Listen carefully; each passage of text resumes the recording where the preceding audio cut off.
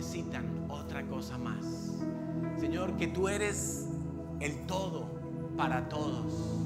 Señor, que no hay otro nombre dado a los hombres, solo Jesús, solo Jesús. Por eso te damos gloria, Jesús, te damos honra, Jesús. Tu palabra nos enseña, Señor, que cada vez que traemos los diezmos al alfolí, tú los recibes en el cielo, Señor.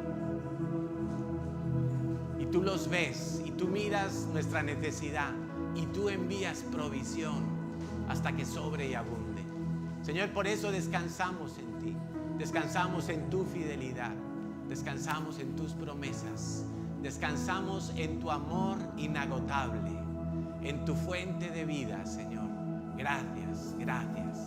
En el nombre de Jesús, amén y amén, Señor.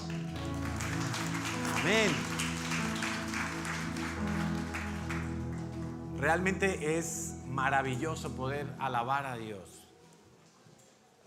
Si pudiéramos ver cuántas cosas suceden en el momento en que nosotros estamos alabando a Dios, cuántas cosas suceden a nivel espiritual, seguramente alabaríamos con más pasión, alabaríamos con más frecuencia, porque la alabanza en verdad es un arma espiritual.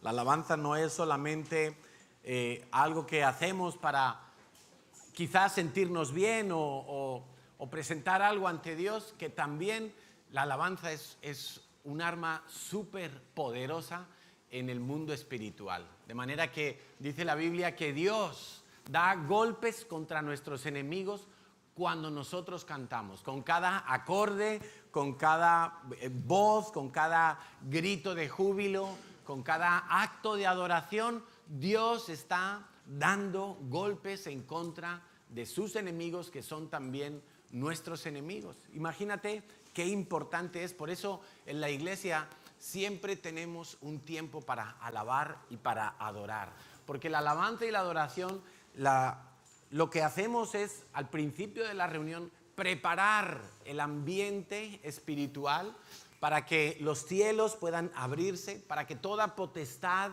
demoníaca que desde temprano el domingo se quiere levantar para cubrir la esfera espiritual, y que tú y yo hoy no podamos tener comunión con Dios.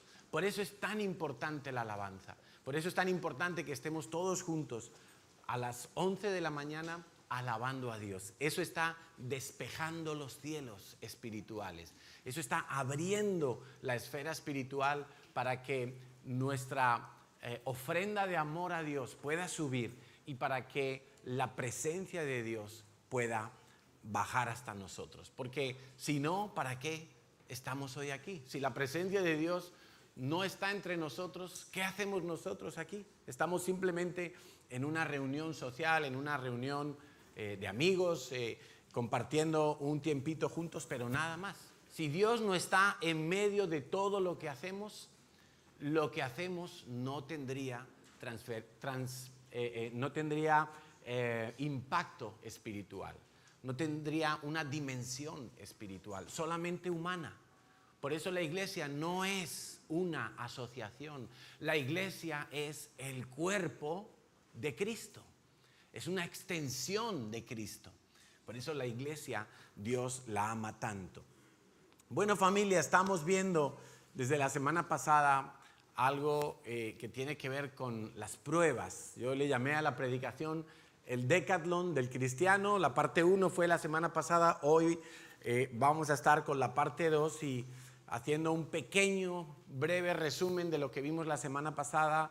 Pues efectivamente no es lo mismo la prueba que la tentación. Vimos que las pruebas vienen impulsadas por Dios, son para beneficio nuestro. Las tentaciones vienen impulsadas por el diablo y no buscan ningún bien para nosotros, buscan hacernos tropezar y destruirnos, ¿verdad?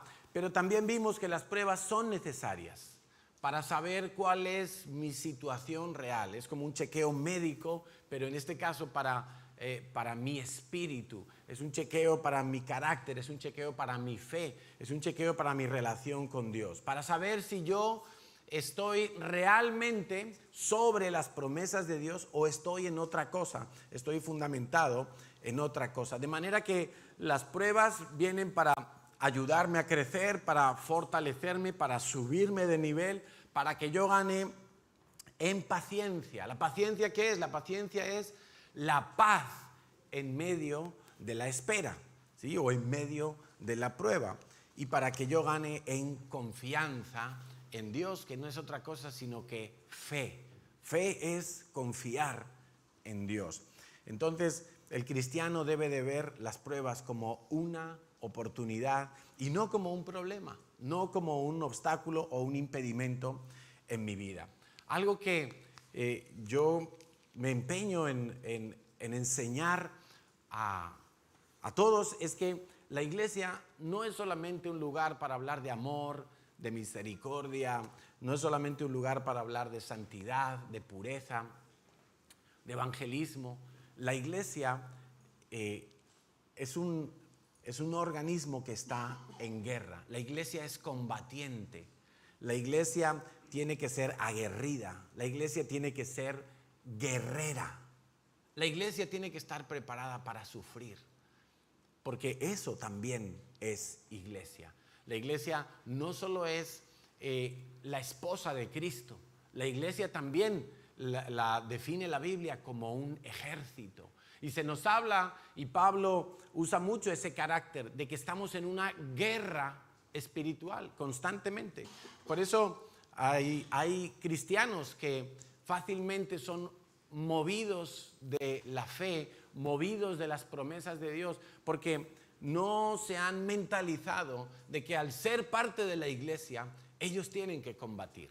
Y para uno combatir se tiene que entrenar. Y para uno entrenarse, tiene que sudar la camiseta. Tienen que salir. Yo le decía el otro día a mi hijo que estaba ensayando batería y le digo, ¿sabes qué? Tienes que ensayar hasta que te salgan callos en las manos. Entonces el otro día vino y me dijo, mira papá, ya tengo uno. Digo, así, tienes que ensayar hasta que te salgan callos, porque no vamos a conseguir nada, escucha bien esto, sin sufrir, salvo la salvación. La salvación la sufrió el Señor por ti, pero para todo lo demás vamos a tener que pelear, vamos a tener que combatir, vamos a tener que forjarnos un carácter fuerte. La iglesia no la podemos ver con ojos humanistas. La iglesia no es una ONG. La iglesia no es las hermanitas de la caridad. No, la iglesia es el cuerpo de Cristo, está en guerra y va a seguir en guerra hasta que el Señor Jesucristo vuelva y la levante de la tierra. Lo que dijo Jesús a sus discípulos en diferentes ocasiones nos va a situar en la necesidad de las pruebas y nos va a ayudar a adquirir esta mentalidad. Quiero que me acompañes a Mateo capítulo 10, versículo 34 al 39 para los que toman notas allí en su boletín. ¿Tienen todos el boletín? Sí. Bueno, entonces en la última portada, en la contraportada, tenemos un espacio para tomar notas. Mateo 10, 34 al 39. No crean, está hablando Jesús. Ojo, en su primera venida, y desde su primera venida hasta ahora estamos en su primera venida. No crean que vine a traer paz a la tierra. Y algunos orando, Señor, que se acaben las guerras, que se acaben los conflictos en la tierra. No parece que eso vaya a ser posible, porque el Señor dice que no vino para traer paz a la tierra. Dice, no vine a traer paz, sino espada. Estamos en guerra, iglesia. Y si tú crees que la vida espiritual consiste solamente en venir el domingo a la iglesia, en cantar unas cuantas canciones, en leer por ahí un rato la Biblia, quiero decirte que la guerra te va a llevar por delante. No vas a estar preparado. No vine a traer paz, sino espada. Y dice cosas muy fuertes. Algunos cuando leen estos versículos no los quieren leer, no los quieren asumir, no los quieren enfrentar. Pero el Señor habla muy claro aquí. Dice, he venido a poner a un hombre contra su padre, a una hija contra su madre, a una nuera contra su suegra. Eso parece que el Señor lo cumplió bien. Sus enemigos serán los miembros de su propia casa. ¿Qué te parece? ¿Sabes qué quiere decir esto? Esto no quiere decir que de repente tú te haces cristiano y entonces tienes que odiar a tus padres o tienes que pleitear con ellos. Pues no necesariamente, pero en muchas ocasiones, cuando nosotros recibimos a Cristo, encontramos que la principal oposición para nosotros caminar con el Señor es nuestra familia. Y yo sé muy bien de lo que habla este versículo, porque cuando yo me convertí al Señor, toda mi familia se levantó a criticarme. Toda mi familia se levantaba a decirme cosas bárbaras de la iglesia, cosas bárbaras de los pastores, cosas bárbaras de Dios, de la Biblia. Y eso era un bombardeo constante. Pero hoy le tengo que dar gracias a Dios por aquellas batallas tan intensas que tuve que sufrir. Yo era nuevo en la fe. O sea, esto que te estoy contando fue los primeros años de mi vida cristiana. No duró un mes, no duró 2 meses esa batalla, duró años. Duró años hasta que yo cobré la suficiente fortaleza y carácter como para poner a mi familia en su sitio. De manera que algo, por ejemplo, que era sagrado en mi familia era comer juntos el fin de semana. Porque mis papás vivían a las afueras de Madrid y los hijos vivíamos en Madrid. Entonces el fin de semana íbamos a compartir con ellos y eso era sagrado, era una tradición familiar que invierno, verano, lloviera o tronara, íbamos toda la familia a comer juntos. Y esas comidas, desde que yo recibí a Cristo, frecuentemente acababan en discusión, acababan en caras largas, acababan en voces más altas que otras, acababan en tristeza, porque eso era empezar a discutir de la iglesia. Y ellos me decían cosas como: te están comiendo el coco, te están lavando el cerebro, tú eres un bobo, tú que has estudiado y cómo te puedes meter a una secta, y esos pastores que hacen, de qué viven, te están robando el dinero, y cosas semejantes a esa que estoy seguro que alguno aquí ha oído, ¿verdad? ¿O no? Porque mi familia no es muy diferente a lo que se cocina por aquí, por España. Entonces, claro, esas cosas a mí me golpeaban, a mí me herían, a mí me hacían pensar muchas cosas. Y si yo no llego a afirmarme en la palabra de Dios, si yo no llego a combatir eso, yo hubiera tirado la toalla. Pero aquellas batallas, en lugar de derribarme, lo que promovieron en mí fue hacerme más fuerte. De manera que yo un día le dije a mis padres, le dije a mis hermanos: mira, si yo voy a venir a comer a casa y me vais a hablar mal de la iglesia, que ni siquiera la conocéis, me vais a hablar mal de mis pastores, que ni siquiera los conocéis, yo no vuelvo más a comer aquí. Y eso fue como un jarro de agua fría. Ellos no se esperaban que yo iba a decir eso o que yo estuviera dispuesto a cumplirlo. Pero entonces empezamos a poner un poquito de distancia. Y en lugar de ir todos los fines de semana a comer, pues ya a lo mejor íbamos uno sí, uno no. De manera que recibieron el mensaje claramente. Y empezaron a respetarnos. El enemigo ya no pudo atacar más por esa línea. Y no estoy diciendo que mis padres eran mis enemigos. Estoy diciendo que el diablo es mi enemigo y utiliza cualquier cosa para tratar de derribar mi fe, para tratar de separarme de Dios y de que yo no viva en el propósito de Dios. Entonces yo me tuve que poner muy firme. Recuerdo que a Natalia le pasó exactamente igual con su familia. Desde el primer minuto de su conversión, sus padres criticaron la iglesia. Se opusieron a la idea de que ella viniera a una iglesia evangélica. Pero a ella le tocó ser muy firme también. Y ella habló claramente con sus padres, les afirmó su amor por ellos, pero también les dijo: ¿sabes qué? Nada me va a separar de Dios. Nada me va a alejar de este camino porque he encontrado la salvación. Y entonces aprovechaba y les compartía. Y así nos tocó. Esas pruebas fueron durísimas. Yo recuerdo haber echado lágrimas. Yo recuerdo haber visto a mis padres llorar de impotencia porque ellos pensaban que me estaban perdiendo. Y eso era muy duro, muy difícil. Pero aquellas pruebas me fortalecieron tremendamente porque nunca me separé del Señor. Nunca me separé. Recuerdo cuando empecé a diezmar. Yo empecé a trabajar en una empresita y cuando empezaron a darme mis primeros sueldos, pues yo empecé a diezmar. Claro, de alguna manera yo dependía de mis padres, porque yo estaba soltero y vivía en un piso de mis padres con mis hermanos. De alguna manera ellos aportaban para mi sustento.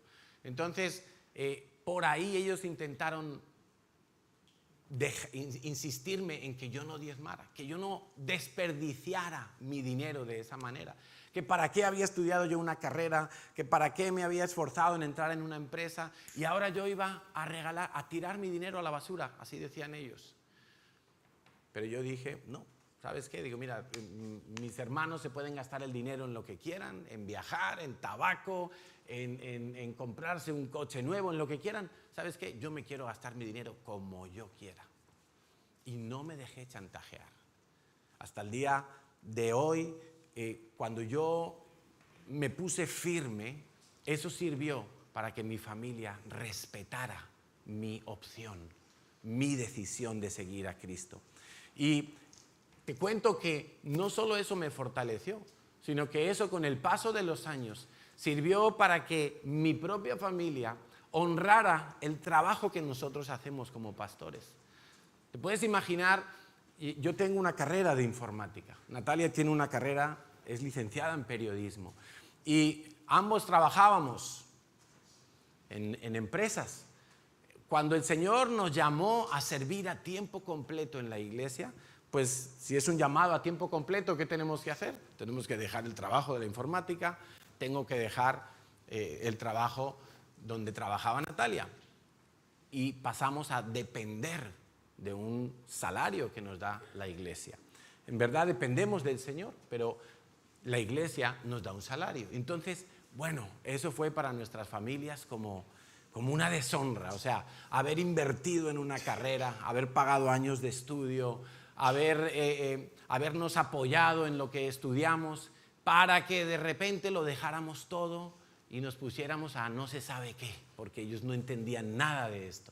¿Sí? Eso fue otra lucha tremenda. Fue soportar críticas, fue soportar, estáis locos, ¿qué vais a hacer? ¿Cómo vais a alimentar a vuestros hijos? ¿De qué vais a vivir? Fue una cantidad de ataques tremendos.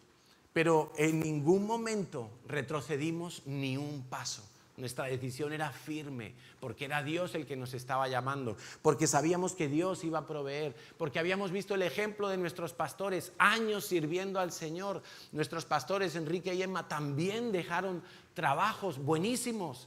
Enrique tenía un trabajo que ganaba un dineral. Él trabajaba en una empresa del Estado y ganaba un dineral, y en un momento dado lo dejó todo por servir al Señor a tiempo completo. Habíamos tenido un ejemplo de fe, habíamos tenido el llamado del Señor, teníamos la seguridad que estábamos haciendo la voluntad de Dios. Y esas pruebas nos sirvieron tanto.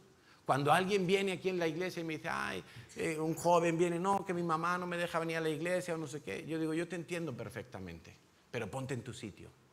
Ponte en tu sitio, porque tú estás sirviendo a Dios, no estás haciendo nada malo. Estás haciendo lo correcto, estás siguiendo las pisadas de Jesús. Y a veces se van a levantar nuestros seres queridos. Por eso dice el Señor Jesús esto: sus enemigos serán los de su propia casa. No que ellos son malos y yo soy bueno, no. Es que el diablo usa muchas veces a los seres que más queremos para tratar de desestabilizarnos. Y dice el Señor que Él provoca que nosotros tengamos que tomar una decisión. Dice, si amas a tu padre o a tu madre más que a mí, no eres digno de ser mío. ¿Estás escuchando eso? Si amas a tu hijo o a tu hija más que a mí, no eres digno de ser mío. Si te niegas a tomar tu cruz y a seguirme, no eres digno de ser mío. Si te aferras a tu vida, la perderás. Pero si entregas tu vida por mí, dice Jesús, la salvarás. ¡Wow! Esto es súper confrontativo.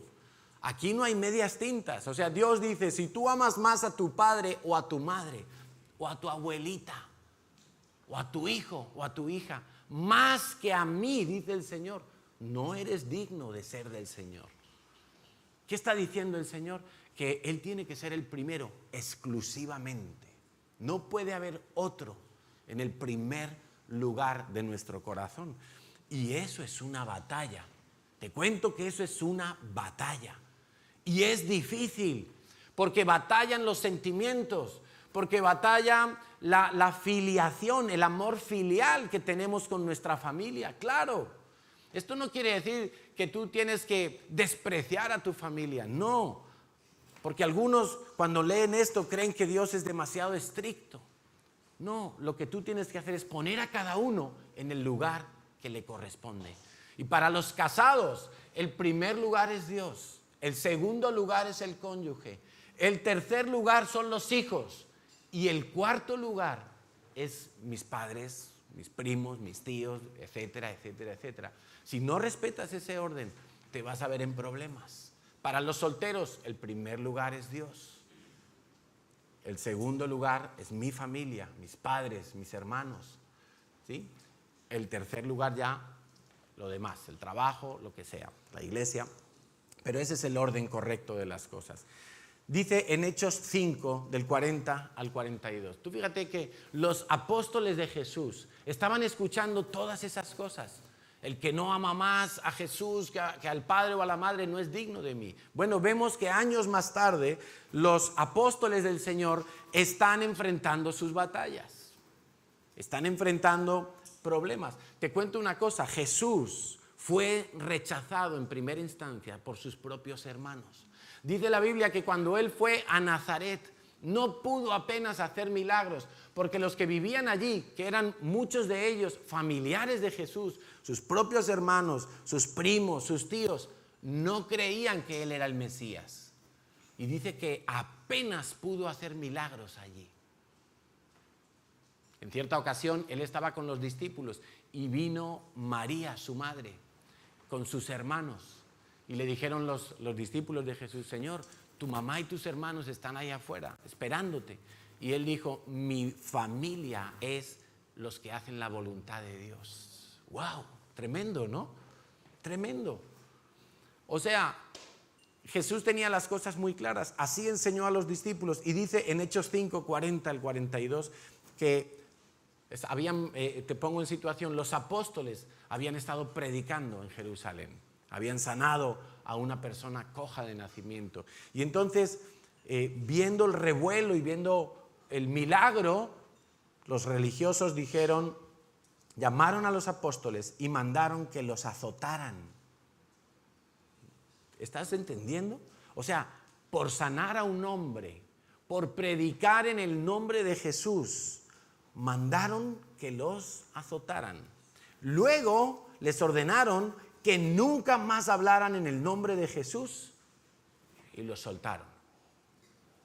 ¿Te imaginas?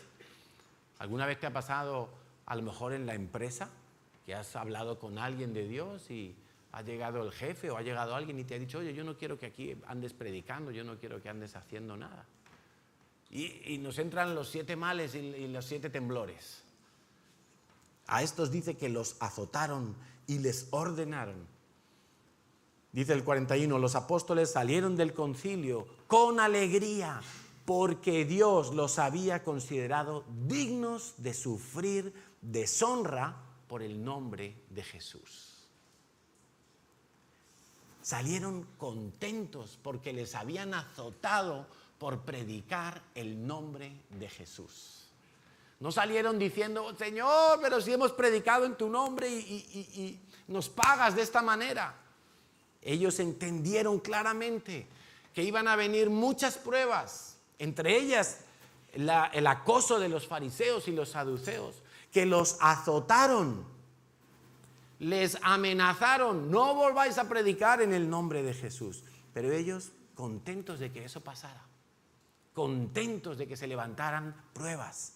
Y dice que, mira lo que hacían, y cada día en el templo y por las casas seguían enseñando. No se acobardaron ni un momento. Esa prueba sirvió para hacerse más fuertes todavía. No fue para debilitarlos. Claro, si uno no pasa la prueba, se debilita. y tiene que volver a repetir el curso, tiene que volver a repetir el ciclo. Y en algún momento vendrá de nuevo la prueba para ver si esta vez promocionas. Las pruebas son necesarias para crecer. ¿Cuántas veces va a chocar el carácter que Dios quiere imprimir en nosotros con el mundo? Muchas. En cada aspecto de nuestra vida vamos a encontrar siempre lo que dice Dios y lo que dice el mundo. Lo vamos a encontrar siempre. Y la peor manera de enfrentar una prueba enviada por Dios es que yo sea carnal, que yo sea una persona que ve todas las cosas en el plano natural, que no entiendo que estamos en guerra, que no entiendo que estamos en un combate, que la iglesia tiene que ser guerrera. Entonces veíamos la semana pasada 5 pruebas, ¿verdad? Veíamos la prueba de la santidad, que determinaba cuánto he caminado con el Espíritu Santo, cuánto he caminado con Dios, cuánto he sido transformado. Veíamos la prueba del tiempo, que me ayuda a saber si yo he bajado mi nivel de pasión, mi primer amor, si estoy dispuesto a seguir asumiendo riesgos, si me he aburguesado, si me he acomodado. La prueba del fruto, donde compruebo si le estoy dando lo mejor a Dios o solamente las obras. La prueba de la fidelidad, ¿sí? Donde escucho con atención, obedezco fielmente y entonces soy recompensado con crecimiento. La prueba del dinero, hablábamos que era igual de difícil pasar la prueba del poco dinero como la prueba de la abundancia, del mucho dinero. Y ahí veíamos que el dinero precisamente es uno de esos enemigos que se levantan para ocupar el lugar de Dios. Cuando Jesús le decía a sus discípulos, si amas a tu padre o a tu madre más que a mí, ¿cómo uno sabe si ama algo o alguien? Cuando tú le sirves. ¿Estás escuchando? O sea, si tú sirves al dinero, es porque tú amas al dinero o porque ya eres esclavo. Ya es obligatorio. Si tú sirves a Dios, es porque amas a Dios. Si tú quieres agradar a tus padres más que a Dios, es porque los amas más a ellos que a Dios. Temes más perderlos a ellos que perder a Dios. Y ahí es donde entramos en problemas.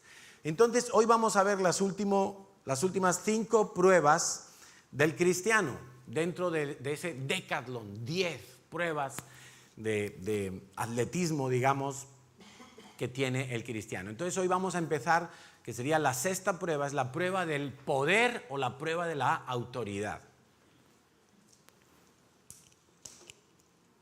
Un líder que conocimos hace años decía que, un pastor decía, el que tiene la autoridad tiene la responsabilidad. ¿Qué quiere decir esto? Que cada vez que tú eres comisionado por Dios, Él no lo va a hacer sin revestirte de autoridad. Cuando Dios te da autoridad es para algo, es para ejecutar algo, es para gestionar algo. Todo poder y autoridad que me ha sido dado no es para dominar personas, no es para imponerme sobre otros. El poder que Dios nos ha dado a cada uno de nosotros que hemos nacido de nuevo en Cristo Jesús es para derrotar a las tinieblas. Claro, puede haber un abuso de poder, puede haber un abuso de autoridad. Hay un ejemplo que nos da el mundo, es el de la autoridad dictatorial. Es decir, ese líder o ese jefe o ese presidente que lo que quiere es usar a todos los demás para él conseguir sus fines. Eso es un abuso de autoridad. Eso es un uso distorsionado de la autoridad y no puedo usarla de esa manera. Hay líderes que tienen miedo de que sus seguidores, sus discípulos, sus aprendices, sus alumnos sean mejores y lleguen más lejos que Él. Entonces no enseñan todo, no enseñan todo lo que saben, no dicen todos los secretos que conocen, sino que se guardan cosas porque temen ser desbancados, temen ser superados por sus discípulos. Pero yo digo, ¿qué padre? ¿Cuántos padres hay aquí? A ver, o madres. Aquí hay muchos. ¿Qué padre o madre no quiere que sus hijos lleguen más lejos que él? O sea, si yo estudié una carrera en una universidad, pues yo quiero que mi hijo estudie una carrera, si puede ser en una universidad, mejor. Si yo logré algo en el ministerio del Señor, yo quiero que mi hijo llegue más lejos que yo. Quiero que mis discípulos puedan explotar todos los dones que Dios les ha dado. Si no quisiera eso, yo sería un mal líder, sería un mal pastor, un mal padre para mis hijos. El poder y la autoridad se pueden pervertir cuando yo no tengo un corazón humilde. Si yo tengo un corazón humilde, Dios no tiene problema en darme autoridad, porque Dios sabe que no me voy a levantar. Dios sabe que no me voy a subir. Estar en autoridad entonces es una responsabilidad. Toda autoridad viene de Dios. Toda autoridad viene de Dios. No la he ganado yo, ni es como en el mundo. Hablando de la comparativa del reino de los cielos y del mundo. En el mundo, ¿cómo consiguen los hombres autoridad? Pongamos un gobierno por votación, ¿verdad? Lo que la mayoría, entre comillas, porque a veces no es la mayoría, pero lo que la mayoría vota, eso hace que un tipo sea el presidente del gobierno, sea el alcalde de una ciudad, por ejemplo. Pero en el reino de los cielos no es así, sino que la autoridad viene delegada directamente de Dios. Y tú tienes que tener en cuenta que aún ese que ha sido elegido por la votación de los hombres tiene una autoridad que Dios se la concede.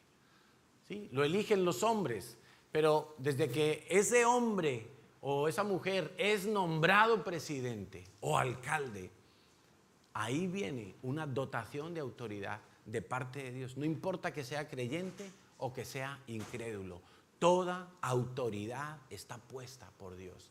En esta ciudad hay una alcaldesa porque Dios designó que para gobernar esta ciudad tenía que haber un puesto de alcalde que tuviera una autoridad de alcalde. Y no importa si es hombre, mujer, grande, pequeño, creyente, judío, musulmán, ateo, no importa lo que sea. Esa persona tiene una dotación de autoridad puesta por Dios. Por eso Dios en el libro de Romanos nos habla muy claramente que tenemos que sujetarnos a toda autoridad. Tu jefe en el trabajo tiene una dotación de autoridad. Y puede ser un mal jefe, puede ser un sinvergüenza, puede ser cualquier cosa, pero te tienes que sujetar a ese jefe, porque tiene la autoridad sobre ti en esas 8 horas de trabajo que tú le entregas cada día. En la casa, los hijos se tienen que sujetar a los papás. Y los papás tienen que saber ejercer la autoridad, porque el que tiene la autoridad tiene la responsabilidad. Si yo no educo a mis hijos, si yo no pongo límites a mis hijos, si yo no impulso a mis hijos en aquello que ellos son buenos para desarrollar, yo estaré haciendo omisión de funciones. Estaré siendo negligente. No estaré pasando la prueba de la autoridad, del poder. Ahí en nosotros tiene que haber una motivación superior para entender el asunto de la autoridad. Y está en Lucas capítulo 10, versículos 17 al 20. En cierta ocasión el Señor Jesús mandó a sus discípulos a predicar y los mandó de 2 en 2. Los mandó en parejas y les dijo ir por todos los pueblos, predicar, sanar a los enfermos, y volvieron los 72, regresaron y le informaron llenos de alegría: Señor, hasta los demonios nos obedecen cuando usamos tu nombre. Eso es autoridad, ¿verdad? Hasta los demonios nos obedecen cuando usamos tu nombre. Sí, les dijo Jesús, vi a Satanás caer del cielo como un rayo. Satanás estaba rebotado. Satanás estaba ardiendo en ira porque los discípulos habían sido revestidos de autoridad y estaban atando demonios, estaban echando demonios, estaban sanando enfermedades. El reino de los cielos estaba llegando a Israel. Dice el versículo 19, miren, les he dado autoridad sobre todos los poderes del enemigo. Pueden caminar entre serpientes y escorpiones y aplastarlos. Nada les hará daño. Eso es una autoridad que Dios nos ha dado. Dios nos ha dado autoridad sobre la esfera espiritual. Yo siempre le digo a los padres que la oración más poderosa que podemos hacer por los niños de esta iglesia no es la del pastor, es la de los papás. Porque ellos son los que tienen la autoridad para esa esfera. Tú no sabes el poder que tiene una madre cuando ora por sus hijos, un padre cuando se arrodilla y clama por sus hijos. Tiene más autoridad que la que yo tengo sobre sus hijos. Porque yo solo tengo autoridad sobre ellos si ellos vienen a la iglesia y ellos se someten al liderazgo de la iglesia. Pero en casa tú la tienes todo el tiempo. Tú puedes orar por tus hijos mientras están en la escuela, mientras están por ahí con los amigos, mientras están durmiendo. Tú puedes orar porque siempre eres papá, siempre eres mamá. Dice el Señor, versículo 20, pero no se alegren de que los espíritus malignos les obedezcan. Alégrense porque sus nombres están escritos en el cielo. O sea, tener autoridad no es para yo jactarme, no es para, wow, mira Señor, até un demonio y se tuvo que ir. Wow, qué bueno soy, ¿no? Soy un crack. El poder de Dios está en mí. El Señor les dice, no, eso no es gran cosa porque no tienes nada de qué jactarte allí. Es más, te puedes hasta enorgullecer y eso es peligroso. El Señor dice, tu verdadero motivo de alegría tiene que ser que tu nombre está escrito en el libro de los cielos. Está escrito en los cielos, en el libro de la vida. Tú eres salvo y esa tiene que ser tu mayor alegría. O sea que cuando tú vas a evangelizar a la calle, no es porque, Señor, como tengo el don, tengo que ir. No, tengo que hacerlo porque mi nombre está escrito en los cielos. Tengo que hacerlo porque ya soy salvo. Si voy a visitar a alguien y ayudar a alguien en una necesidad, no es porque se me da bien servir, es porque mi nombre está escrito en el libro de los cielos. Si puedo hacer algo para el Señor, si tengo algo de autoridad y puedo impartirla haciendo algo, no es porque tenga la autoridad, es porque estoy agradecido, estoy contento, estoy, si pudiéramos decirlo así, en deuda con Dios, aunque no estamos en deuda con Dios, porque mi nombre está escrito en el cielo. Cuando mi don o mi ministerio crece, puedo volverme un orgulloso, puedo volverme un prepotente, puedo creer que soy más que otros que no tienen ese don. Y entonces no habré pasado la prueba de la autoridad, del poder. Algunos pueden llegar a ser incluso un ídolo del don que Dios les ha dado. Algunos pueden pensar que el don trabaja solo, sin necesidad de tener comunión con Dios. Y eso es muy peligroso. Porque si un profeta no escucha la voz de Dios, por ejemplo, puede empezar a profetizar lo que se inventa o lo que puede él creer que Dios le está hablando, pero ser mentira, Dios no haber hablado nada. Y hemos visto casos, tanto en la Biblia como en la vida real, donde eso ha pasado. Entonces, toda autoridad que tú tienes, todo don que te ha sido entregado, es para servir a la iglesia. Es decir, es para servir a Dios, porque Dios y la iglesia es la misma cosa. Acuérdate que Jesús es la cabeza, la iglesia es el cuerpo. No son dos cosas separadas. O sea, tu cabeza no es una cosa y tu cuerpo es otra, ¿verdad? Salvo que te decapiten. Pero si no estás decapitado, tu cuerpo y tu cabeza es una misma cosa. Es lo mismo. Eso es la iglesia. Es parte del cuerpo de Cristo.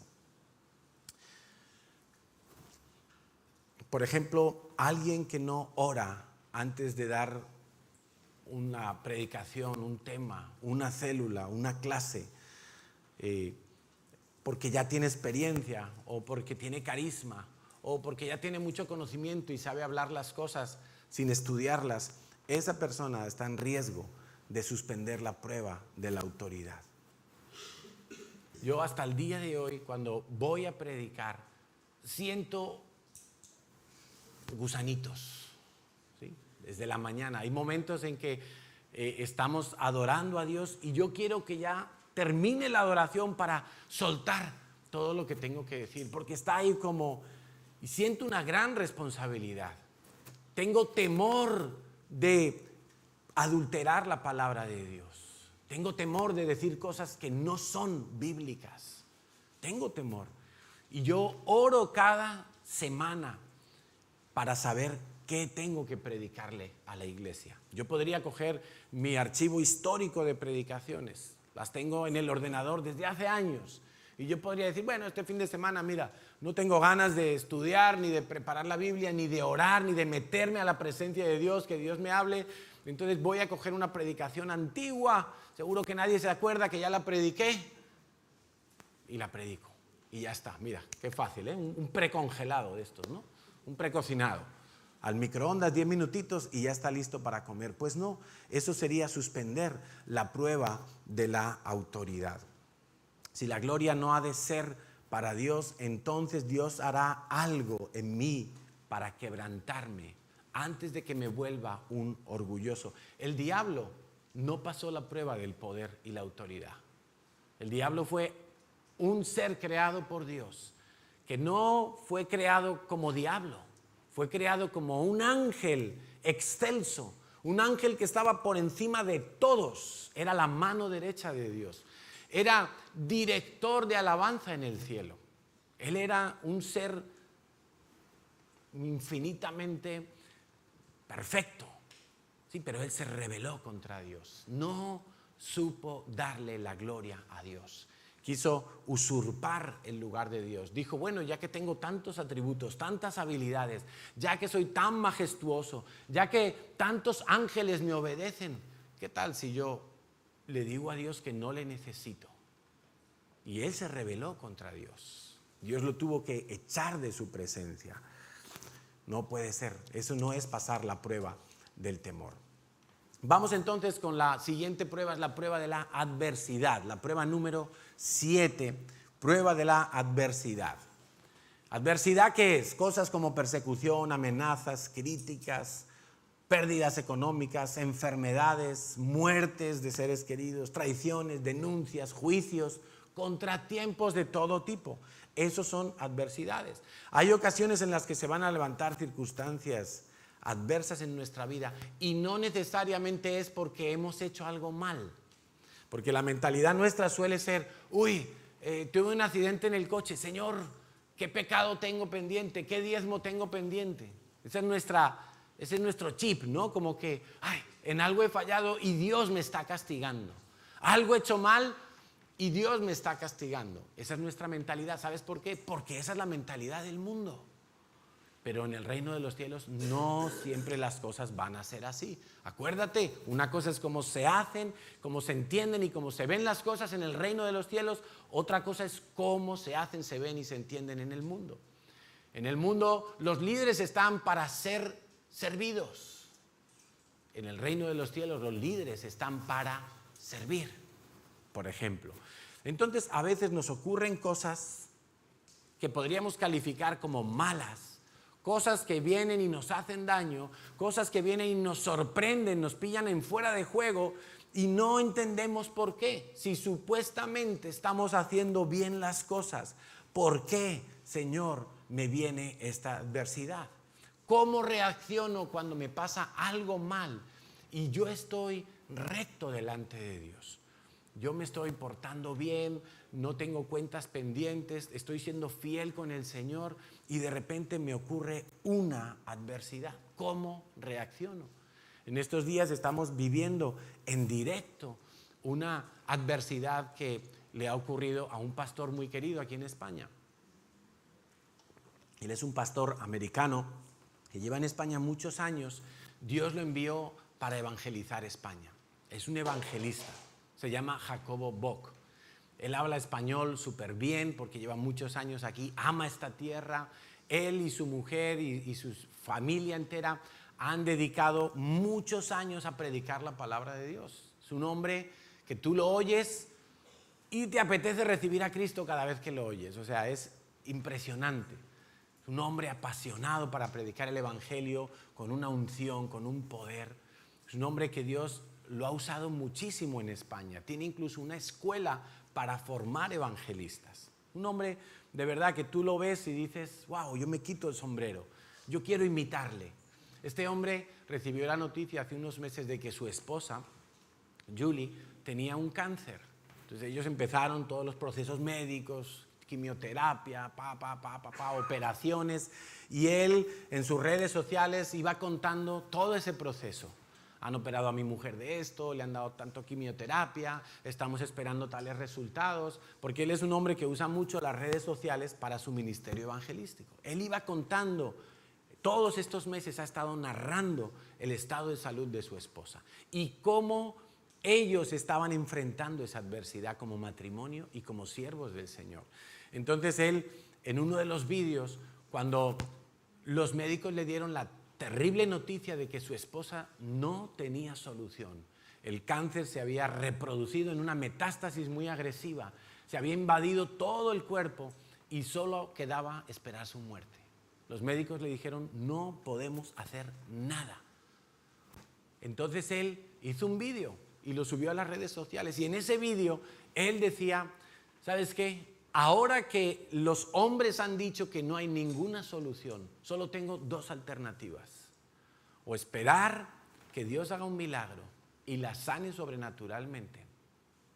O esperar que se muera y se vaya a la presencia de Dios y por fin descanse de su enfermedad. Wow, cuando tú oyes eso dices, o sea, ¿qué mejor reacción puede tener una persona frente a una adversidad? Y me imagino que ese hombre, no lo sé, pero me puedo imaginar que para él no fue fácil grabar ese vídeo y afrontar la adversidad de esa manera. O sea, eso no fue como, estoy súper contento de que mi esposa se va a morir. No, pero entiendo que batalla con los sentimientos, batalla contra la adversidad, batalla y le da gloria a Dios. De una o de otra manera, Dios se va a glorificar. Señor, si tú la sanas y la dejas vivir más años junto a mi lado, te serviremos, te honraremos, daremos testimonio del milagro. Señor, si tú quieres llevártela ya, daremos testimonio de que ella ha pasado a la vida eterna contigo. ¡Wow! Me encanta esa actitud. Yo no sé si podría hacer lo mismo. Y digo que no lo sé porque yo quisiera hacer lo mismo, pero hasta que no llegue una prueba de ese calibre, no sé si la podría pasar. Yo trato de armar mi mente de pensamientos que van en esa línea. Señor, tú nunca te equivocas. Señor, tú eres bueno. Señor, tú no haces nada errado. Señor, tú nunca me desamparas. Todos tus propósitos son buenos para mi vida. Pero hasta el día en que yo tuviera que pasar una prueba así, yo no sé realmente si la pasaría. Ahora, me sirve mucho el testimonio de este pastor. Me sirve porque yo digo, Señor, si algún día a mí me toca pasar por algo semejante, ya sé cómo tengo que hacer. O sea, he visto un ejemplo. He visto. Recuerdo hace muchos años el papá de nuestra pastora Emma y su esposa vinieron de Venezuela. Él era español, ella era venezolana y vinieron de Venezuela a vivir a España. Resulta que el hombre también tenía un cáncer, Manuel tenía un cáncer y bueno, él duró un tiempo. Yo recuerdo que compartíamos en la iglesia, era un hombre cristiano, un hombre que había servido al Señor muchísimo. Bueno, recuerdo el día que falleció. El día que falleció hicimos una reunión en la iglesia. Y en esa reunión, pues muchos contaron testimonios, contamos testimonios del ejemplo que ese hombre nos había dado de fe, de perseverancia, habiendo llegado anciano firme en el Señor, habiendo hecho colegios para cristianos, habiendo invertido su vida en el reino de los cielos.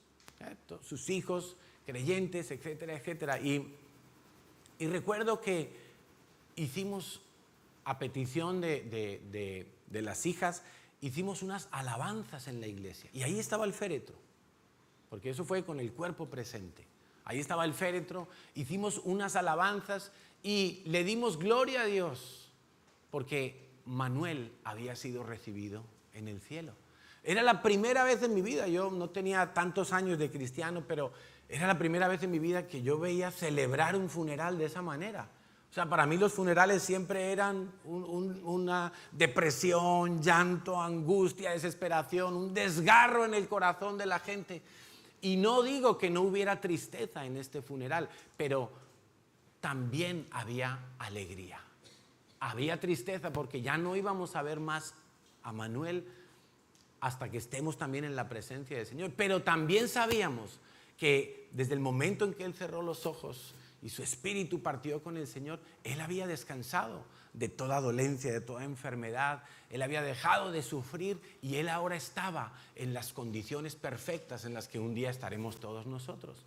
Entonces, la adversidad siempre va a buscar un propósito del Señor para llevarnos a depender de Él. Dice Isaías 55:9, pues así como los cielos están más altos que la tierra, así mis caminos, dice Dios, están más altos que sus caminos y mis pensamientos más altos que sus pensamientos.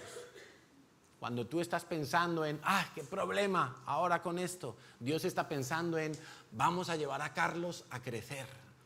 Vamos a llevar a Carlos a que se fortalezca. Vamos a llevar a Carlos a ser un soldado de primera línea de combate.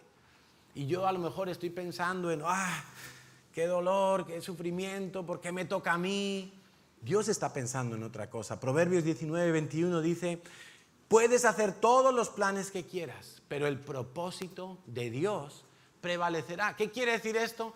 Que si hoy yo no paso la prueba de la adversidad con buena actitud, pegándome a Dios, más adelante Dios va a volver a promover esa prueba en mi vida, porque el propósito de Dios prevalecerá. Quiere decir que Dios va a cumplir su propósito en tu vida. Más rápido, más lento, pero Dios lo va a cumplir. Dios nunca se va a dar por vencido contigo. Recuerdo hace unos 9 o 10 años, estábamos en otro local en la calle Puerto Príncipe y llevábamos allí unos años, estábamos contentos en nuestro local y de repente una vecina, sin previo aviso, sin hablar con nosotros, bueno, no sé si era una vecina, yo creo que era una vecina porque me habían comentado alguna cosa, pero bueno, un vecino o vecina, da igual, nos denunció al ayuntamiento porque hacíamos mucho ruido. Y eso sí se nos da bien, hacer ruido, ¿sí? Y pum, se presentó un tipo del ayuntamiento. Yo estaba allí en la oficina un día entre semana y nos dijo, mira, os han denunciado, tenéis que insonorizar, tenéis que hacer esto. Bueno, resulta que esas obras valían muchísimo dinero. O sea, insonorizar ese local hubiera costado cerca de 70, 80, 90 mil euros. En ese momento no podíamos hacerlo, entonces yo le dije al técnico del ayuntamiento, le dije, ¿sabe qué? Mire, denos un margen de unos 3 meses y nosotros nos vamos a marchar de este local. Me dijo, venga, perfecto. Y en 3 meses corrimos para cambiar de local. Dios nos trajo aquí, nos abrió las puertas para venir aquí y aquí llevamos 9 años. Digo, yo no sé si ahora necesitaremos otra denuncia para tener que salir, pero ya vamos necesitando como ampliar un poco, ¿no? Entonces, recuerdo que en aquel momento cuando recibí la denuncia, sí, para mí era como, Señor, qué pereza tener que movernos de aquí, que tener que buscar un sitio y a ver ahora la provisión y a ver en qué parte de la ciudad. Bueno, era como de repente todo un problema, ¿no?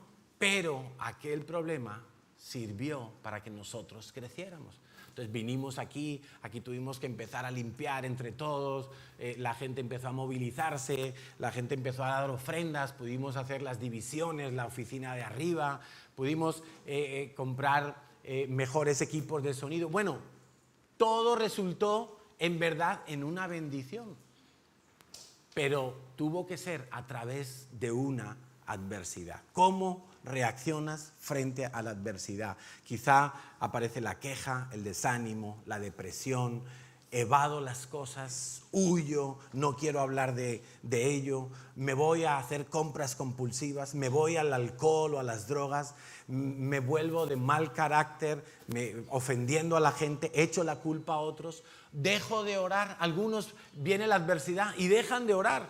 Justo cuando más necesitan orar y pegarse al Señor, en ese momento dejan de orar, dejan de ir a la iglesia, dejan de pedir consejo. ¡Qué terrible! Algunos abandonan sus responsabilidades, como diciendo, ahora me va todo mal, entonces lo dejo todo tirado. Otros van y buscan en el ocultismo, en los adivinos, en los brujos, una respuesta. Ninguna de todas esas cosas son válidas. ¿Cómo debería reaccionar yo? Bueno, mira el caso de Esteban, por ejemplo, Hechos 6 y 7. No lo vamos a leer, pero Esteban, aun cuando estaba siendo apedreado, le dio la gloria al Señor. Romanos 8, 18 dice, sin embargo, lo que ahora sufrimos no es nada comparado con la gloria que Él nos revelará más adelante. ¿Estás sufriendo hoy en día? ¿Estás pasando por alguna adversidad? ¿Estás viviendo batallas? ¿Estás enfrentando cosas que no esperabas enfrentar? Pablo dice, lo que ahora sufrimos no es nada comparado con la gloria que vamos a recibir. Primera de Pedro 4, del 12 al 13 dice, queridos amigos, no se sorprendan de las pruebas de fuego por las que están atravesando, como si algo extraño les sucediera. Por favor, iglesia, las pruebas van a venir a tu vida. No te sorprendas, no pienses mal, no pienses cosas raras. No, Dios no se ha vuelto loco, Dios no se ha quitado de la escena. Dios está presente en esas pruebas, no es algo extraño. Dice, en cambio, alégrense mucho porque estas pruebas los hacen ser partícipes de Cristo, con Cristo de su sufrimiento, para que tengan la inmensa alegría de ver su gloria cuando sea revelada a todo el mundo. Claro, esto lo dice Pedro. Pedro fue uno de los que fue azotado, que hemos leído antes, y dice que después de que los azotaron, salieron de allí contentos, porque habían sufrido por causa de Cristo. Claro, él le da el mismo consejo a su iglesia, a sus discípulos. Y es el que nosotros damos hoy aquí. ¿Estás pasando una prueba? ¿Alguna adversidad?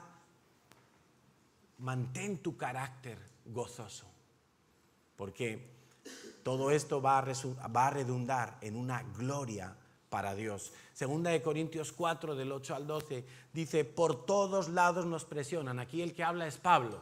Y mira lo que dice, por todos lados nos presionan. La familia, el jefe, el amigo, la novia, el marido, el otro, el de más allá. ¿Tú qué haces yendo a la iglesia? Tanto tiempo metido ahí en la iglesia. ¿Tú qué? Es que tú. Por todos lados nos presionan. Dice, por todos lados nos presionan las dificultades, pero no nos aplastan. Estamos perplejos, pero no caemos en la desesperación. Somos perseguidos, pero nunca abandonados por Dios. Somos derribados, pero no destruidos. Mediante el sufrimiento, nuestro cuerpo sigue participando de la muerte de Jesús, para que la vida de Jesús también pueda verse en nuestro cuerpo. Es cierto, vivimos en constante peligro de muerte porque servimos a Jesús. ¿Estás oyendo? Vivimos en constante peligro de muerte porque servimos a Jesús, para que la vida de Jesús sea evidente en nuestro cuerpo que muere. 12. Así que vivimos de cara a la muerte, pero esto ha dado como resultado vida eterna para los discípulos. Esa es la mentalidad de alguien que sabe que la iglesia es parte del reino de los cielos. No es una organización humanista, no es una ONG. El cristiano es un combatiente espiritual, eso sí. Aquí no vamos a hacer ninguna yihad ni ninguna cosa rara. Estamos en guerra espiritual. Tu enemigo no es tu papá, ni tu marido, ni tu mamá, ni tu jefe. Tu enemigo es el diablo. Tu enemigo es los demonios que usa el diablo y que a veces a través de personas cercanas a nosotros va a querer enfrentarnos. ¿Cuál va a ser tu reacción en la adversidad? ¿Estás pasando hoy por una adversidad? Deberías salir de este lugar alabando a Dios.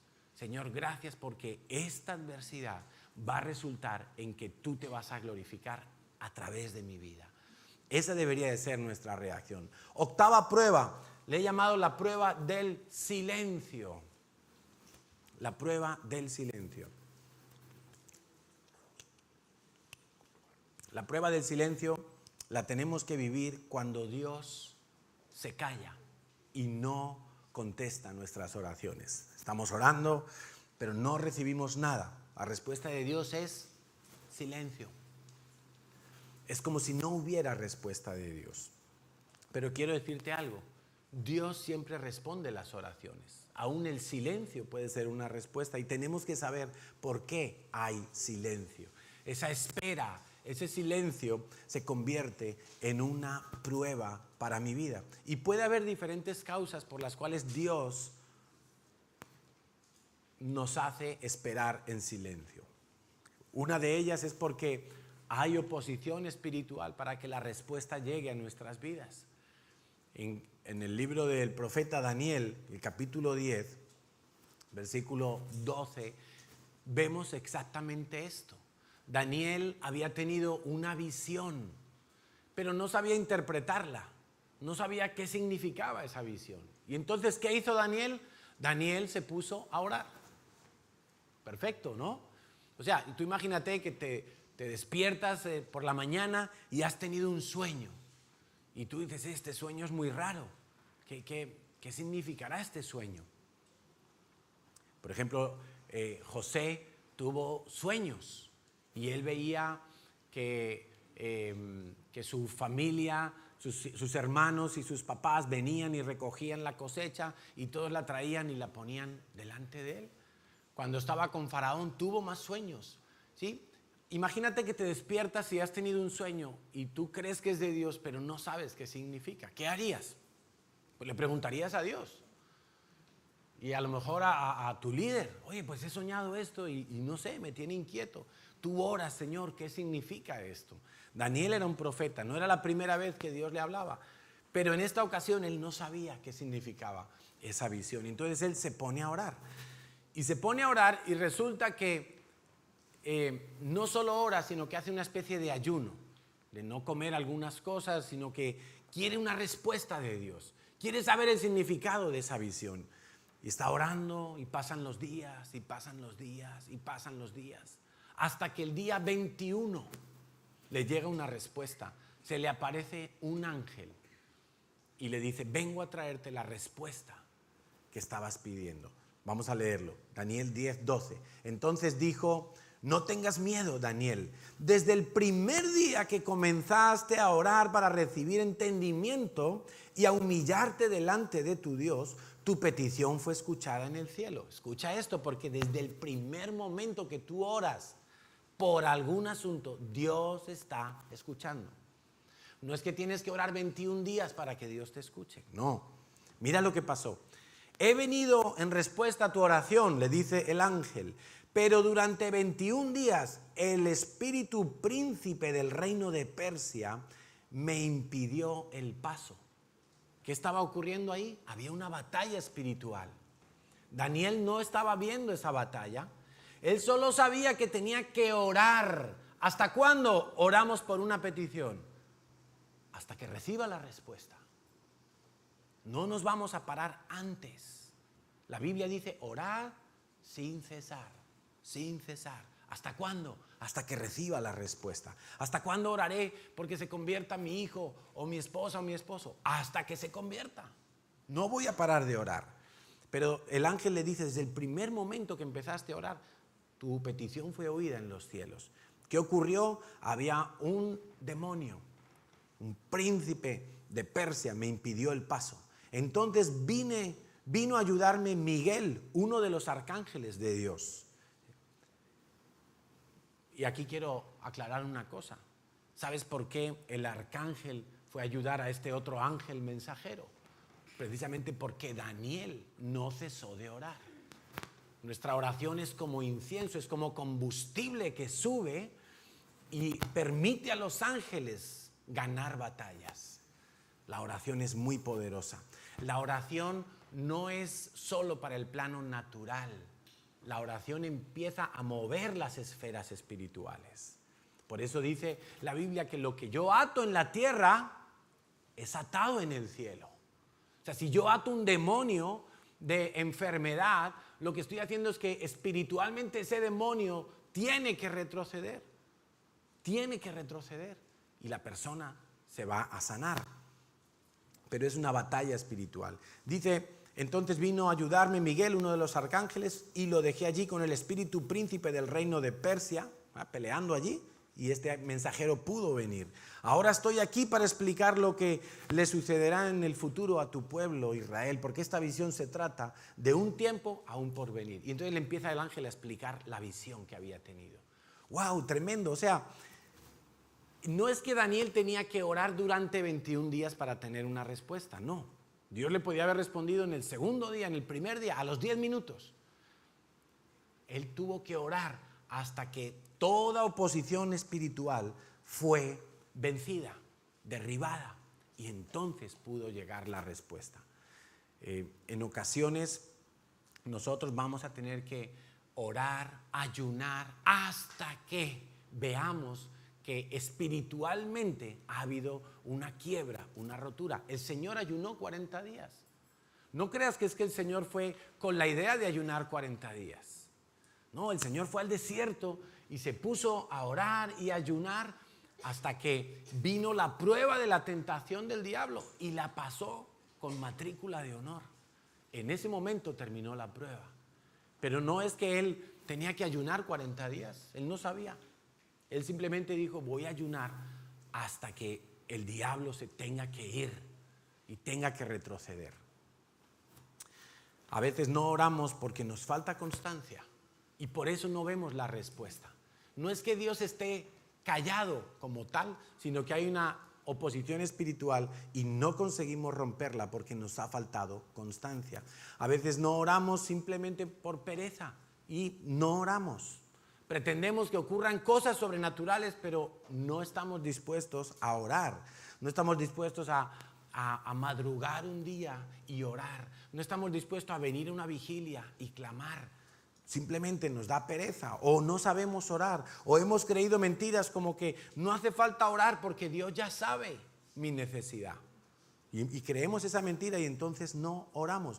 Algunos no oran porque todavía no saben el poder inmenso que tiene la oración. Pablo oraba para que sus discípulos conocieran las riquezas de Dios, el poder de la oración, el poder del ayuno, el poder de la generosidad. Eso oraba Pablo. Oraba para que sus discípulos conocieran, fueran sabios, inteligentes espirituales para conocer toda la riqueza que Dios les había dado. Otra razón por la que a veces hay silencio no es porque haya oposición espiritual, sino porque Dios ya ha hablado. Si Dios ha hablado algo ya, yo no tengo que preguntarle, yo no tengo que orar por ese asunto. Por eso Dios a veces no contesta explícitamente tu oración, porque ya lo hizo con su palabra, con algún mandamiento que hace referencia a lo que tú le estás pidiendo. Por ejemplo, una chica que ora para ver si puede salir con ese chico tan guapo, tan simpático, es el príncipe del barrio, pero resulta que el chico es ateo. Entonces la chica le está preguntando, ay Señor, ¿será que le mando una notita de voz? ¿Será que le mando un emoticono ahí? ¿Será que me insinúo? Y Dios no dice nada, Dios calla. ¿Por qué? Porque el chico es ateo. Entonces Dios ya ha contestado en su palabra a esa petición. No te unas en yugo desigual.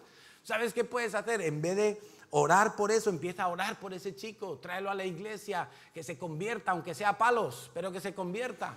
Y después le preguntas a Dios si ese es para ti. O alguien que está orando, ay, Señor, ¿será que tengo que ir al Congreso del Redil este año?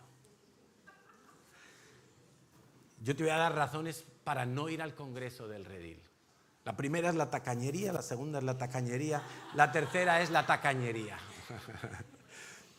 Pero hay razones para ir al Congreso, claro que sí, porque es la visión que Dios le ha dado a esta iglesia. Y resulta que Dios te trajo a esta iglesia, no te trajo a la de allá. Te trajo a esta. Entonces, ¿por qué será que Dios puso la visión del Congreso en el Redil? Pues porque es la que Dios le dio a esta iglesia. Otra razón, porque tus pastores te están diciendo que es algo bueno, que te va a ayudar, que te va a hacer crecer, que te lo vas a pasar bomba, que vas a volver enchufadísimo. Créelo. Y esas son razones para ir al Congreso. Entonces no ores, Señor, tengo que ir, no tengo que ir. No, no ores por eso. Dile al lado, no seas tacaño, hombre, ve al Redil. Hay otros que oran. Algún joven que a lo mejor está orando, Señor, tú sabes que yo amo a mi novia, tú sabes que me voy a casar con ella, sabes que la quiero con locura, sabes que nos amamos, Señor, ¿me puedo acostar con ella? Entonces Dios no va a responder a esa oración, porque Dios como mucho te va a decir, eres muy bruto, no has leído mi palabra, que el sexo es solo para el matrimonio. Entonces Dios no va a contestar a esa oración. Mira, hay veces que nosotros llegamos después de la vigilia a casa, tipo 12:30, 1 de la mañana, y ya pues uno llega a casa es a dormir. O sea, uno se lava los dientes, se pone el pijama y a dormir. Alguna vez mis hijos me preguntan cuando vamos en el coche, papá, ¿y puedo jugar una partida a la Play ahora cuando lleguemos? A veces yo ni contesto, porque ellos ya saben la norma. Ellos ya saben que a la 1 de la mañana no va a jugar a la Play, porque se va a acostar hecho un zombie, un murciélago ahí despierto. No, o sea, y hay veces que ni contesto. Y ellos dicen, papá, es que no contesta. Digo, claro, pues ni voy a contestar. Ya está dicho, ¿verdad? Entonces, otra razón por la que a veces experimentamos silencio de parte de Dios puede ser porque Dios está queriendo probar lo que hay en nuestro corazón. En esa espera, ¿qué vamos a hacer nosotros? ¿Vamos a buscar una solución por nuestra cuenta? ¿Una solución, digamos, humana? ¿O preferimos esperar la respuesta de Dios para ver si prevalece la lógica mía o prevalece la voluntad de Dios? Pues yo le pedí permiso a Tamas para contar algo que les ocurrió a ellos antes de venirse de Alemania. Ellos estaban orando. Tamas y Marisol, ¿dónde están? A ver, que no los veo aquí. Sí. Entonces ellos estaban orando, ay, seguimos aquí en Alemania, Señor, solitos en una ciudad, en un pueblo, viendo las reuniones por internet, o nos vamos a España, allí donde tenemos varias ciudades, donde hay iglesia, y empezamos una vida de nuevo y nos podemos congregar y nuestro hijo crece pues con amiguitos cristianos, y estaban ahí en esa prueba en realidad. Entonces un día me dice Tamas, pero ¿qué hacemos? ¿Nos vamos a España o no? Entonces yo le digo, ¿y qué tal si oras y le preguntas a Dios en vez de a mí? Porque yo no lo sé todo, yo no soy Dios. Vale, pues voy a orar y le voy a preguntar a Dios. Entonces al día siguiente me escribe, o por ahí a los días, dice, oye Carlos, pero además de orar, ¿qué? Digo, pues que Dios te hable en su palabra. Vale, me dice, ¿y dónde leo para que Dios me diga que me tengo que ir a España? Entonces yo le dije, no, Tamas, eso no es así. Tú no puedes forzar las cosas, o sea, yo no puedo buscar aquí, ay, a ver si me caso o no, y busco un versículo del matrimonio, y entonces digo, ay, sí, Dios me habló que me case.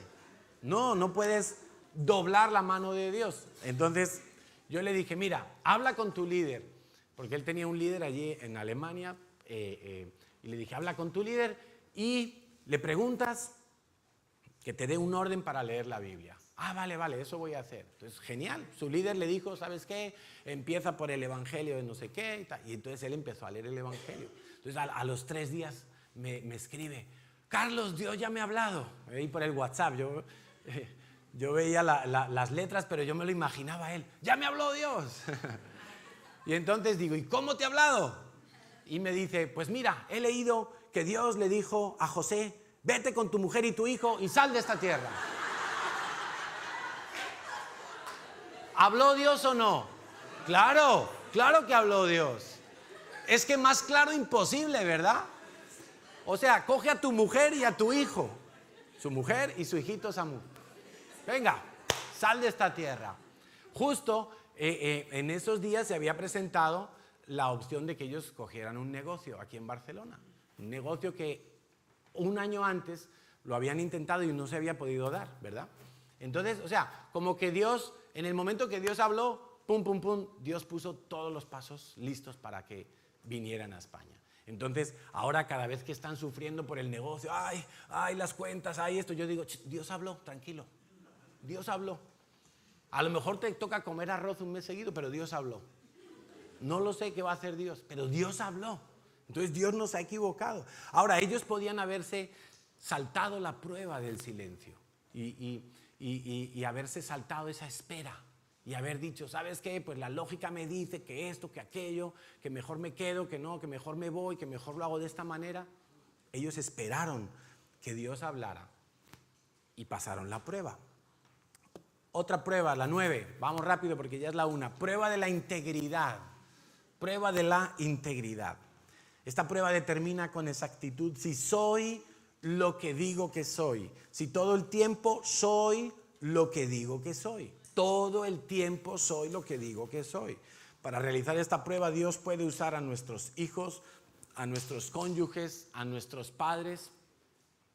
Recuerdo el método que tenía un pastor para evaluar a las familias de pastores y de misioneros a tiempo completo. Y él decía, yo solamente con ver a vuestros hijos sé cómo estáis vosotros.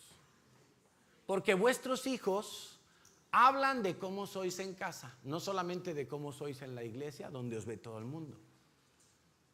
O sea que mucho cuidado cuando me dejéis a vuestros hijos. Porque yo les hago preguntas. Yo muchas veces pregunto a los niños, ¿quién manda en casa, papá o mamá? Y si me dicen mamá, digo, entonces yo tengo que hablar con tus padres. Entonces, ¿somos los mismos en el hogar que fuera del hogar? ¿Somos los mismos en la iglesia que en el trabajo? ¿Podrían ver mis discípulos, por ejemplo, hablo a los líderes que están aquí, podrían ver mis discípulos todos mis grupos de WhatsApp? Todos mis mensajes privados, podría ver mi esposa, mi correo electrónico, podría ver mi mujer, cómo yo hablo con otras mujeres, cómo sería mi vida cuando nadie me ve, cómo es mi vida. ¿Saben mis hijos lo que yo pienso de ellos?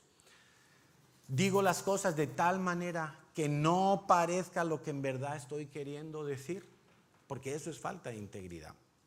Por ejemplo, si yo llego a la cafetería y me pongo al lado de alguien que está tomando ahí su café y su arepita rica y digo, ay, cuánto me gustaría un café con este frío que hace estos días. Claro, el otro le dice, pues pídetelo. Ay, sí, es que bueno, me olvidé el monedero. Ay, amigo, entonces, claro, depende cómo se digan las cosas, ¿verdad? Puede tener alguna intención. Alguno le dice a Marcela, inscríbeme al Congreso, yo voy por fe porque dinero no tengo. Entonces, ¿qué está diciendo? A ver si alguien me da. Pero lo está diciendo para que le oigan. Esos son faltas de integridad. Faltas de integridad se pueden mostrar en cosas como ocultar parte de la verdad, tener motivaciones ocultas, hacer negocios ilícitos, falta de puntualidad. Familia, la falta de puntualidad es falta de integridad. No contar las verdades o las razones verdaderas del disgusto que tengo, eso es falta de integridad. No hablar claramente, no hablar de frente, no reconocer mis errores. Todo eso son muestras de falta de integridad. Ahora, Dios valora mucho la integridad de las personas. El salmista dijo en el Salmo 15, Yahweh, ¿quién habitará en tu tabernáculo? ¿Quién morará en tu monte santo? Y dice, el que anda en integridad y hace justicia y habla verdad en su corazón.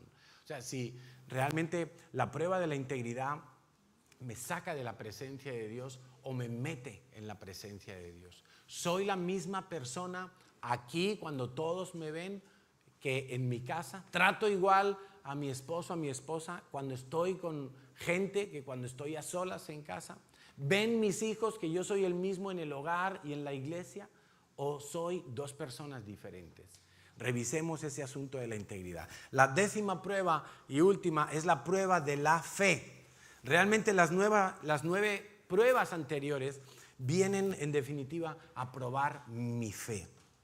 Por medio de las pruebas, Dios perfecciona nuestra fe, purifica mi fe de la mentalidad humana, de la mentalidad del mundo, de la mentalidad carnal. Santiago 1, versículo 2 en adelante dice lo siguiente, y quiero por favor que prestes mucha atención y que subrayes allí en tu Biblia algunas cosas de este pasaje.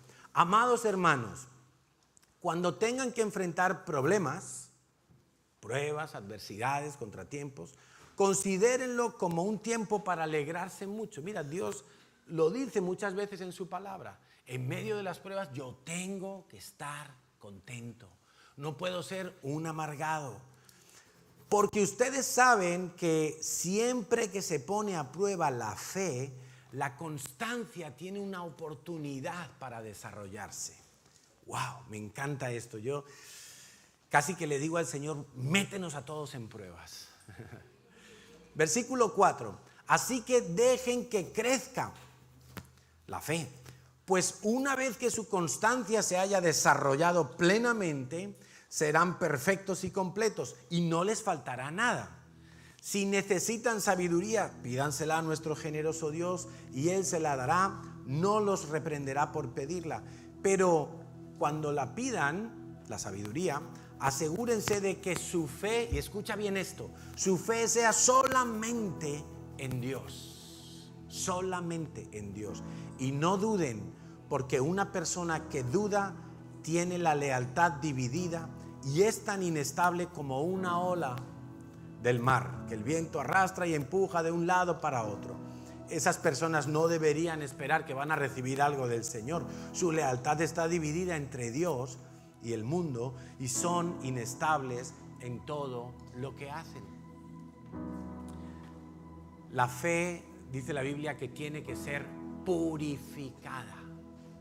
Nuestra conexión con Dios por medio de la fe tiene que ser una conexión limpia, nítida, sin interferencias, sin cortocircuitos, sin inconsistencias.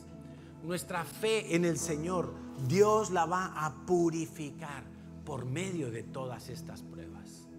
Yo quiero pedirte que nos pongamos en pie para orar y para alabar a Dios.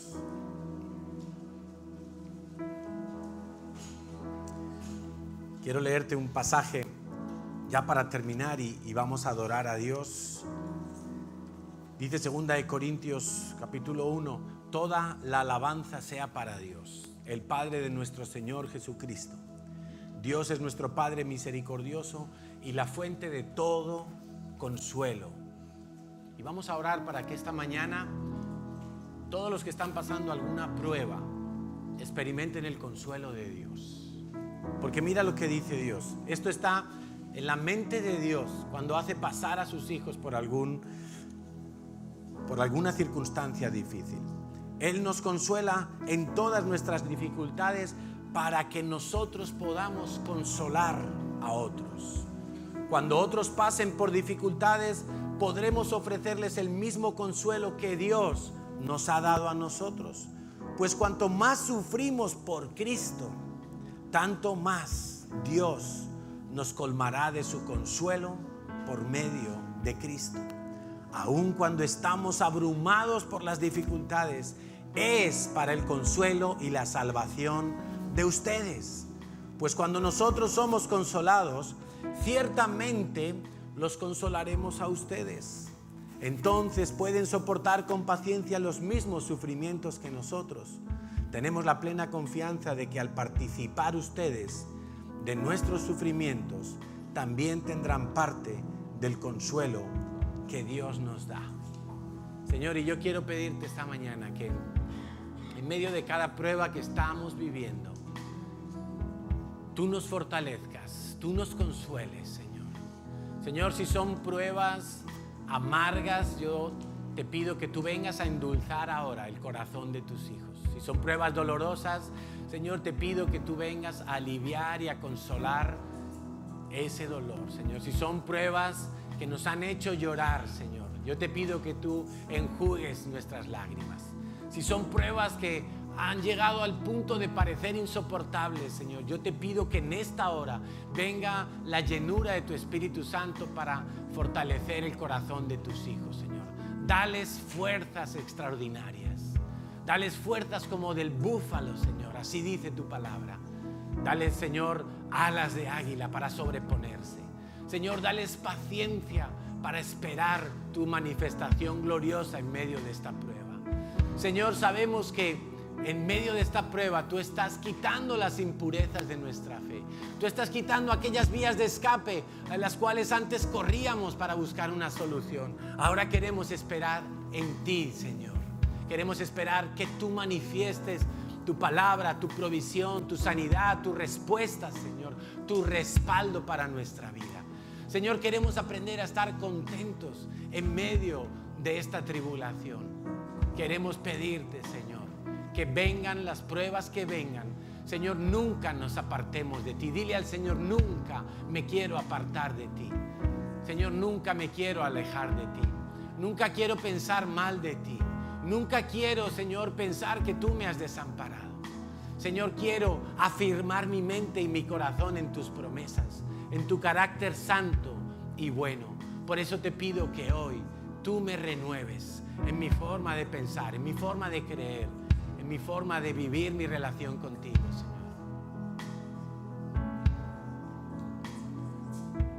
Y juntos se lo vamos a pedir cantando esta canción. Renuévame, Señor Jesús. Ya no quiero ser igual. Vamos, dile al Señor que te renueve. Renuévame, Señor Jesús. Pon en mí tu corazón. Toda queja se va en el nombre de Jesús. Porque todo lo que hay dentro de mí necesita ser cambiado, Señor. Porque todo lo que hay dentro de mi corazón necesita más de ti. Toda depresión se va en el nombre de Jesús. Toda angustia se va en el nombre de Jesús. Toda desesperación se va en el nombre de Jesús. Toda falta de fuerzas, toda debilidad, Señor. Tú dices en tu palabra que en mi debilidad tú muestras tu fortaleza, Señor.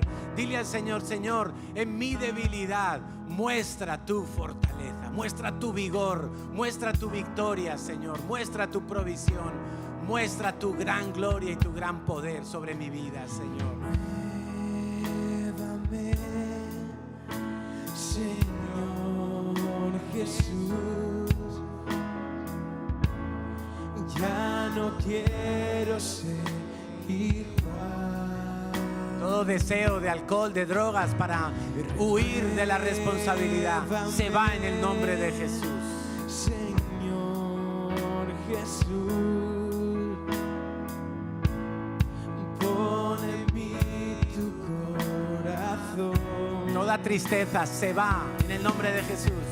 Porque todo lo que hay dentro de mí necesita ser cambiado, Señor. Porque todo lo que hay dentro de mi corazón necesita más vamos a decirle al Señor, pon tu mano en el corazón, dile: Señor, renueva mi corazón, renueva mi forma de ver, de entender las cosas de esta vida. Señor, que no tenga yo una mentalidad tan humanista, tan terrenal, Señor, tan del aquí y el ahora, que pueda yo tener una mente como la mente de Cristo, mis ojos puestos en las cosas de arriba. Señor, ayúdame a pensar como tú piensas. Ayúdame a verte a ti en medio de las pruebas, Señor, a no ver solamente el dolor, a no ver solamente la dificultad, Señor. No quiero volverme orgulloso, quiero ser humilde, Señor. Quiero ver lo que tú estás viendo, Señor. Quiero ver el propósito de este fuego, de esta prueba, de esta tribulación, de esta adversidad, Señor. Quiero confiar en ti todos los días de mi vida. Por eso, Señor, te alabaré. Te alabaré siempre, Señor. Como hemos leído, toda la alabanza sea al Dios y Padre de nuestro buen Señor Jesucristo. A ti sea todo el honor, a ti sea toda exaltación. En el nombre de Jesús, Señor. En el nombre de Jesús, te honramos, te alabamos, te exaltamos. Tú eres bueno, tú eres bueno. Vamos a alabarle con este pensamiento. Tú eres bueno, Dios. Él vive, por siempre reinará.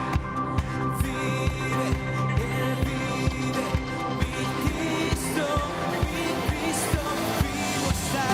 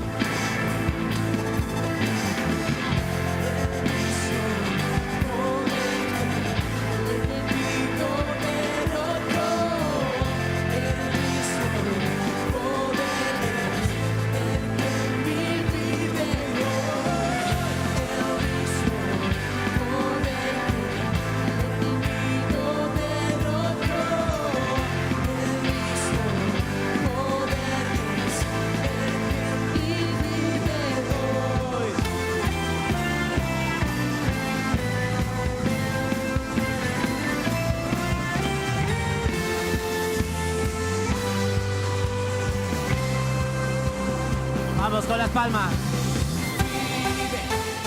vive, por siempre reinará. A ti sea toda la gloria.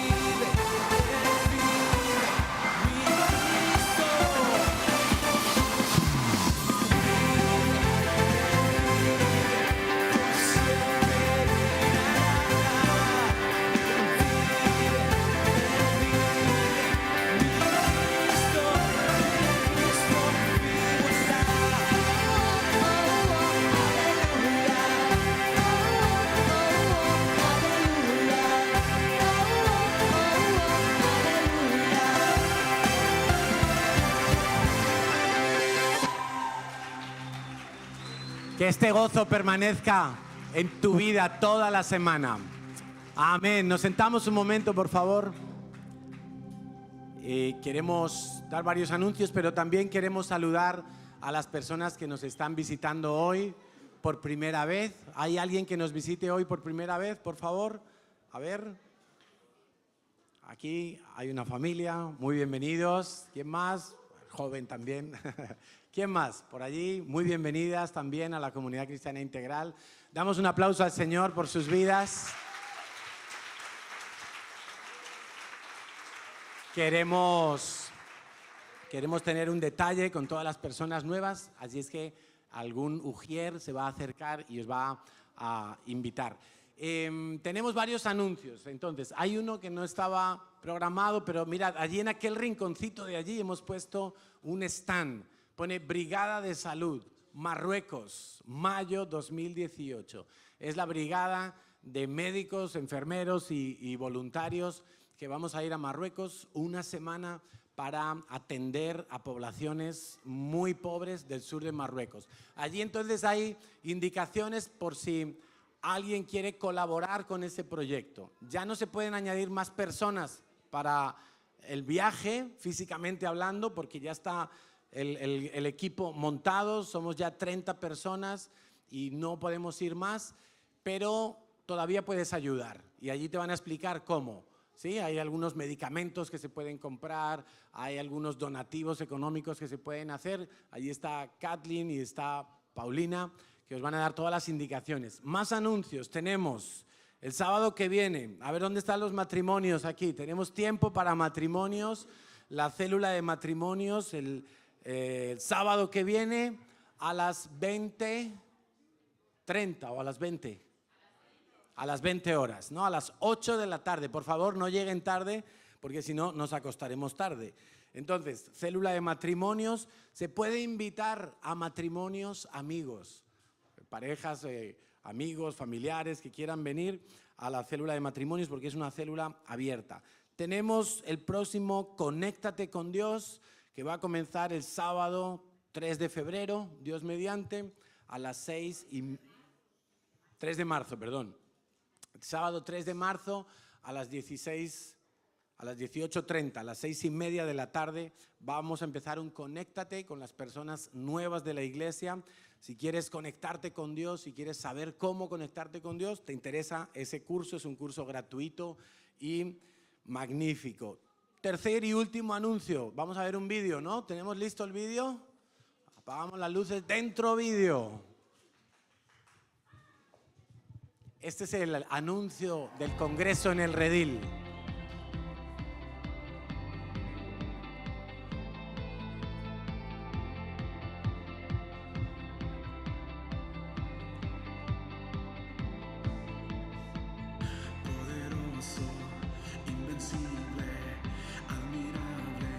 Eso es el Redil.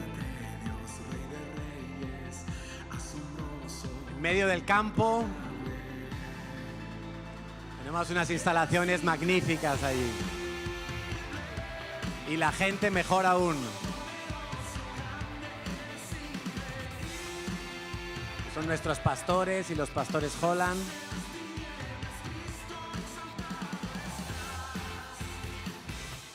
Los grupos de alabanza.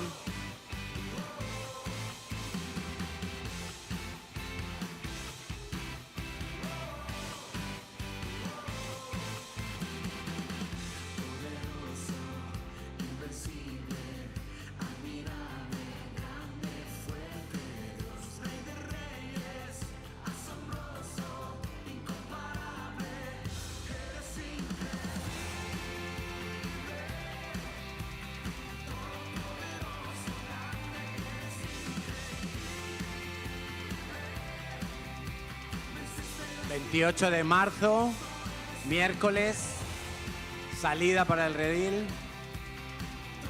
regreso el domingo 1 de abril.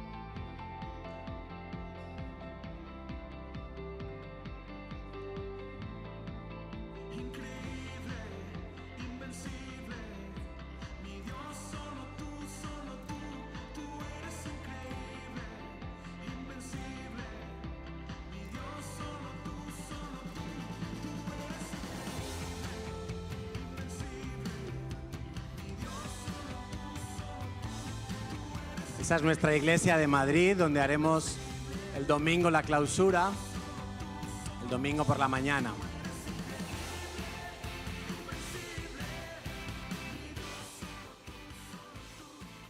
Bueno, entonces, toda la información del Congreso está ahí en el boletín, está también en la aplicación, en la parte de los eventos del calendario. Ahí están los precios, hay la posibilidad de ir en el AVE, más cómodo, relajadito, vas viendo una peli, estiras los pies y puedes ir en tu coche, hay diferentes maneras para viajar. Entonces ahí están puestos todos los precios y las condiciones. ¿Dónde está Marcela? Marcela, the woman in red, la mujer de rojo. Ella es la que va a dar toda la información. Los que se acerquen a ella se pueden inscribir ya. Os digo una cosa. De los que quieren ir en AVE, solo quedan 9 plazas disponibles. Las otras ya están pilladas. O sea que solo quedan 9 plazas para los que quieren ir en AVE. Y del grupo total, pues no quedan muchas más. Porque, como puedes entender, tenemos una limitación de cupo, ¿sí? Os animo, de verdad, ninguno de los que vaya se va a arrepentir. Yo estoy dispuesto a que si alguien va y no le gusta, yo le devuelvo su dinero. Esto es como los anuncios de hace años, ¿no? Si no te gusta, te devuelvo el dinero, porque yo sé que vas a volver encantado y que vas a desear repetir cuanto antes. Familia, que el Señor os bendiga, nos vemos.